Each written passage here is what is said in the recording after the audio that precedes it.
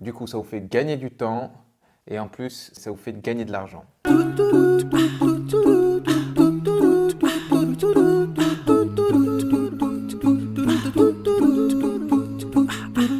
Salam alaikum, bonjour à tous, bienvenue sur la chaîne Maomani Life, la chaîne francophone qui te dit tout ce que tu as à savoir sur le sultanat d'Oman. Je sais, ça fait longtemps que je n'ai pas fait de vidéo. Beaucoup de travail et beaucoup de sorties. J'ai reçu plein d'invités. On a fait beaucoup de sorties, j'ai tourné beaucoup en extérieur et j'ai pas eu le temps encore de me poser pour faire tous les montages. C'est vrai que sur YouTube, ça fait longtemps, mais pour ceux qui veulent me suivre sur Instagram, c'est là où je suis plus actif. Et voilà, je vous mettrai le lien de l'Instagram sous la vidéo.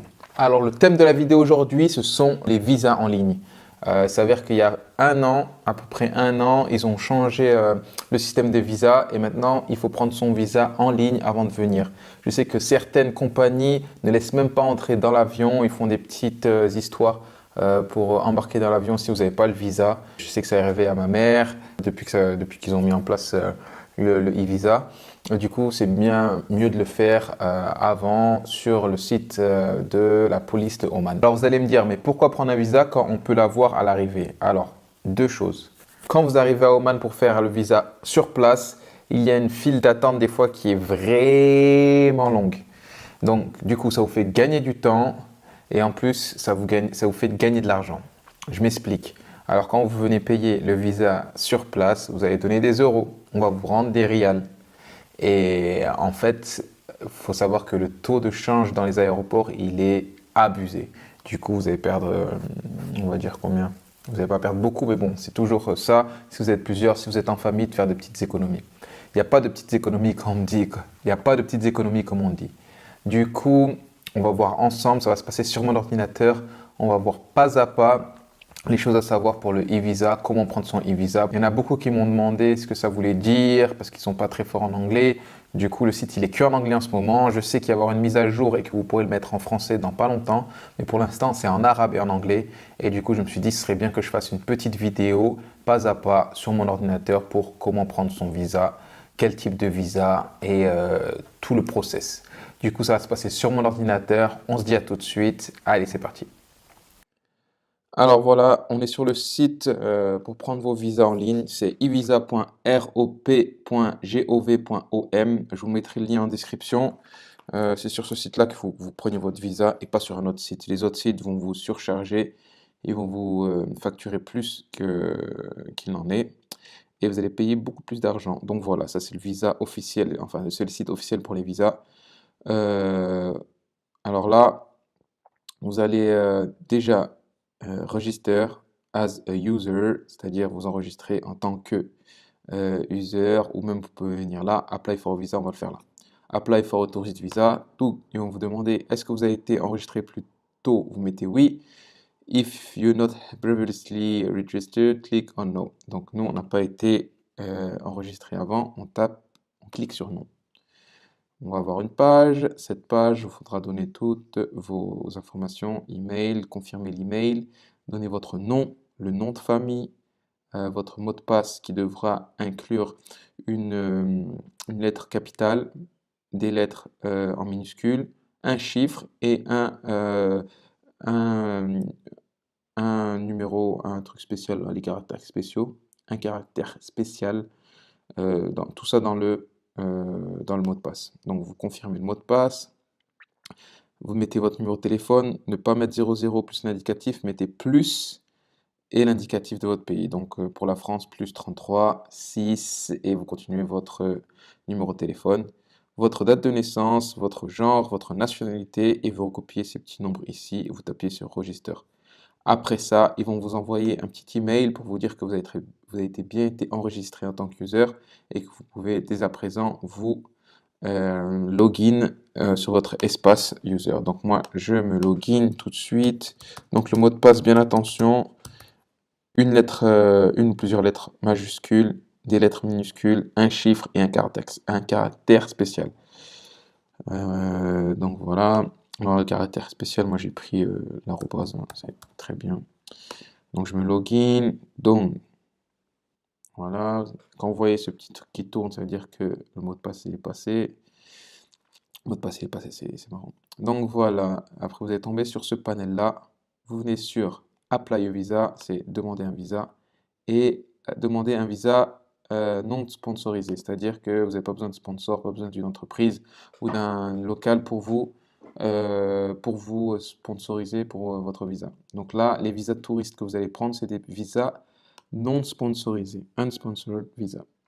Ok, du coup, là, sur votre passeport, il y a quelle nationalité? Vous le mettez, tac. Alors, c'est français. Est-ce que vous êtes résident des pays du GCC, Bahreïn, Koweït, Qatar, Saudi Arabia ou Émirats? Pour votre cas, je pense que non. Donc, vous mettez non. Et vous mettez next. Alors, petite parenthèse. Ici, vous avez la liste des pays éligibles pour le visa à l'arrivée. C'est-à-dire, si vous n'arrivez pas à prendre votre e-visa, vous êtes dans le rush ou quoi, vous pouvez prendre votre visa à l'arrivée si votre pays est mentionné ici. Alors, c'est la plupart des pays Schengen, vous avez la plupart des pays d'Amérique du Sud, d'Amérique du Nord, euh, la plupart des pays d'Asie, pas tous, et pas de pays d'Afrique. Je pense qu'il n'y en a pas, même pas le Maroc. Ah ouais, il n'y a même pas le Maroc, il n'y a pas l'Algérie. Donc tous ces autres visas, vous devez faire une demande de visa en ligne, généralement aussi sponsorisée. Du coup, ce qui n'est pas le cas pour la France ou des pays d'Europe. Du coup, nous, on peut prendre le visa à l'arrivée. Et pour faciliter les choses, on fait le visa en ligne parce que le visa en ligne, il est plus économique et à l'arrivée est plus rapide. On ne fait pas les énormes queues d'attente. Donc voilà, on fait next. Donc là, il vous résume un peu les détails que vous avez mis juste avant, l'étape d'avant, et ça pour chaque étape, ils vont vous le mettre. Ils vont vous, comme ça, si vous regardez, tac, tac, ah, j'ai fait une erreur, vous pouvez venir à la page d'avant. Donc, là où start again. Donc voilà, là vous avez le type de visa dont vous êtes éligible. Donc le 26A, c'est le touriste visa pour 10 jours. Il a 5 rials. Le multiple entrée visa, donc ça c'est le visa à plusieurs entrées, il a 50 rials. Il est valable 1 an, mais le temps de séjour ne doit pas excéder 30 jours. C'est-à-dire, je prends ce visa de 50 rials, ce qui fait à peu près 110 euros, 120 euros. Je peux venir pendant 1 an à Oman, plusieurs fois, rentrer, sortir plusieurs fois, mais mon séjour ne doit pas excéder 30 jours. C'est-à-dire, je reste 29 jours, je sors, je vais à Dubaï, aux Émirats ou dans n'importe quel pays. Je peux rester 2 jours dans ce pays-là et revenir à Oman après le deuxième jour ou troisième jour. Mon séjour n'aura pas excédé 30 jours, donc je peux revenir à Oman sans visa, toujours avec ce même visa. Après, vous avez le 26B, qui est la suite du 26A. Là, c'est pour un séjour qui est plus de 10 jours, c'est-à-dire à partir de 11 jours jusqu'à 30 jours. Vous pouvez prendre ce visa. Il est à 20 rials. Ok. Il est à 20 rials et c'est par personne, hein, c'est pas par groupe. Donc, si vous êtes une famille, vous restez 15 jours, c'est 20 rials par le nombre de personnes de la famille. Après, vous avez le 50 rials multi-entrée, mais ça, c'est pour le dernier, là, ça ne nous concerne pas, c'est pour les gens qui ne sont pas dans la liste des pays du G1. Le pays du G1, ça fait très Nations Unies, très réunion du G8, tu sais. Alors, si vous n'êtes pas partie de la liste, c'est ici pour une durée de 30 jours. Nous, ce qui nous intéresse, bon, la plupart d'entre vous, restez 5 jours, 7 jours, 10 jours, pas plus. On va venir ici. Pour les autres, 26B, plus de 10 jours, 26B est là. Sachez que pour le visa de 10 jours, vous pouvez l'étendre de 10 autres jours. Vous payez 5 rials, ça se passe à l'immigration ici sur place, à Oman. Vous allez dans le bureau d'immigration, vous arrivez au 9e jour, vous dites ben, j'ai envie de rester encore 10 jours de plus. Et ben vous pouvez demander 10 jours de plus à l'immigration. Ça, vous trouvez ça dans toutes les conditions qui sont ici. Vous cliquez ici, vous allez voir toutes les conditions. Si vous voulez, on fait un tour comme ça. On voit tout ça ensemble pour ceux qui ne parlent pas très bien l'anglais. Alors, donc, le paiement, c'est 5 rials. Le demandeur doit être à l'extérieur du pays au moment où il demande le visa et il doit faire partie de la liste du G1 qui est là, toujours. Le sponsor, vous n'avez pas besoin de sponsor. Les documents à fournir, c'est une photo de vous et un de votre passeport. La photo, c'est pas obligatoirement une photo de photomaton ou quoi. Moi, la dernière fois que j'ai fait le visa pour ma maman, elle a pris une photo avec son téléphone portable, selfie, boum. C'est juste pour celui qui reçoit votre demande, qui puisse vérifier votre photo de passeport et votre photo. Et même à l'arrivée, quand vous allez arriver, il va scanner votre visa et le gars d'immigration, quand vous allez venir à Oman, il va regarder la photo qui s'affiche, tac, la photo que vous avez fournie, et il va regarder si c'est bien vous. Euh, Vous ne devez pas avoir de visa en cours à Oman. La validité du visa, ah, ça c'est très important. Quand vous faites la demande de visa, vous allez recevoir votre visa. Dès que vous recevez votre visa, vous devez venir à Oman dans les 1 mois qui suivent la réception de votre visa. Donc, si vous avez prévu de venir, par exemple là on est en mars, vous avez prévu de venir en mai, faites pas votre visa maintenant. Attendez 15 jours avant, c'est largement assez. C'est largement assez pour faire la demande de visa. 15 jours avant votre départ, faites votre demande de visa. Alors, c'est pour une simple entrée, c'est-à-dire si vous sortez du pays et vous voulez revenir, vous devez repayer un visa. Ok? Et le passeport doit être valide 6 mois. 6 mois à l'entrée de Oman. Donc, si vous venez en mai, votre passeport doit être valide. Mai, c'est 5 jusqu'en décembre, on va dire, si vous venez en mai. Parce qu'en décembre, votre passeport il doit être valide encore jusqu'en décembre. Sinon, eh ben, vous renouvelez votre passeport et vous faites une demande de visa avec le nouveau passeport. Le séjour, c'est 10 jours ou moins. Si vous restez plus de 10 jours avec ce même visa, je précise bien avec ce même visa, vous avez une amende de 10 rials par jour resté en plus. Ok? Alors, vous pouvez étendre, voilà, c'est là, vous pouvez étendre votre visa juste une fois. Vous allez à l'immigration, vous demandez 9e jour, faites pas ça le dernier jour, faites ça le 9e jour. Vous pouvez étendre le visa une fois, c'est-à-dire 10 jours de plus. Et voilà, vous pouvez étendre que le nombre de jours de l'original visa, c'est-à-dire de 10 jours. Et vous avez payé 5 rials en plus. Général, là, il vous dit un truc qui est, moi, ça m'est jamais arrivé et jamais arrivé à personne. C'est que s'il vous donne le visa, là, il vous envoie le visa et que vous arrivez à l'entrée d'Oman, c'est-à-dire l'immigration, et on vous dit non, vous pouvez pas rentrer, ça peut se passer. Mais ça, je pense que c'est vraiment dans des cas super isolés. C'est si vous avez vraiment fait un truc de fou avant, ou genre vous êtes blacklisté, ou un truc comme ça. Donc voilà.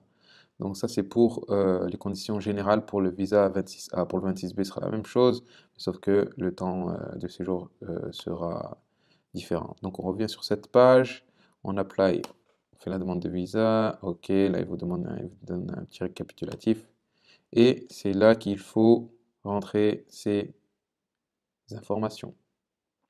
Voilà. Donc, moi j'ai pris mon passeport, je vais rentrer les documents de mon passeport, donc la Travel Document Visa. Non, Travel Document Number, c'est les numéros de passeport ou de carte d'identité si c'est la pièce que vous avez donnée. Moi, généralement, c'est mon passeport, je conseille de prendre le passeport. Alors, le document, la nationalité sur le document, c'est France. Le type de document, c'est un passeport. Voilà, quand j'ai eu le passeport, d'ailleurs, je dois bientôt le changer, en avril. Je vais bientôt le changer parce qu'il périme en 2020, donc l'année prochaine. Ok, tac. Là où ça a été délivré. Là, mon nom de famille, le genre, je suis un mâle. Ma date de naissance, tac. Bon, ma date de naissance, hein, c'est le 27 février, pour ceux qui veulent m'envoyer des cadeaux. Tac, country of birth, eh ben, je suis pas né en France. Et ben, vous voyez, il n'y a même pas il y a même pas le nom, il n'y a même pas mon lieu de naissance, il n'y a même pas là.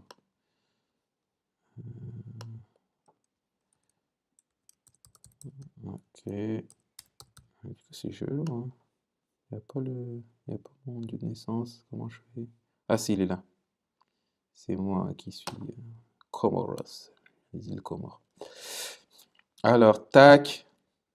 Donc voilà, là on submit, on met next. Toujours la petit carrousel.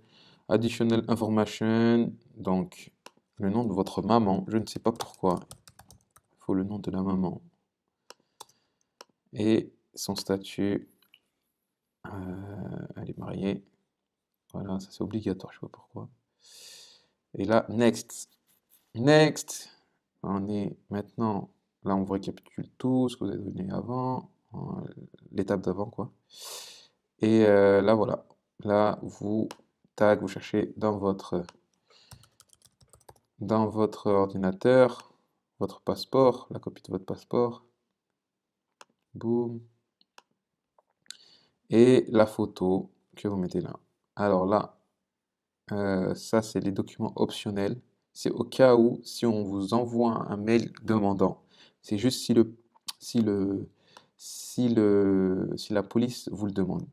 Optional document only to be provided if requested by ROP. ROP, c'est la police. Donc ça, c'est des documents optionnels qui, seulement si ils sont demandés par les ROP. Ça peut être le cas si, par exemple, moi j'ai eu le cas des amis qui sont venus, le mari était français et la femme n'était pas française. Donc vous vous demandez, je pense, livret de famille, copie de livret de famille, copie de l'acte de mariage. Si l'un des enfants n'est pas français aussi, donc livret de famille, acte de mariage, acte de naissance, reconnaissance, tout ça. Du coup, ça sera là, dans les optionnels documents. Du coup, après là, c'est parti pour tac. Moi, je vais mettre n'importe quoi, je vais mettre une photo du désert. Tac. Ok, donc ça doit être pas plus. Donc ça doit être une petite photo. Ouais, je vais mettre le mot. Tac. Ok. Une autre photo, je mets n'importe quoi comme photo. Juste pour faire la simulation à 35 caractères. Bon, je mets des photos bidonnes. Hein. Voilà. Tac. Après, next. C'est pas important ça, je pense. Ok, là, il vous demande, il vous dit toutes les récapitulatifs, tac, de toutes vos informations que vous avez données. Vérifiez bien. Ça, c'est une déclaration que toutes les informations que vous avez données, c'était bien, ils ont été, sont bien vraies. Ok. Et voilà, là, c'est le paiement.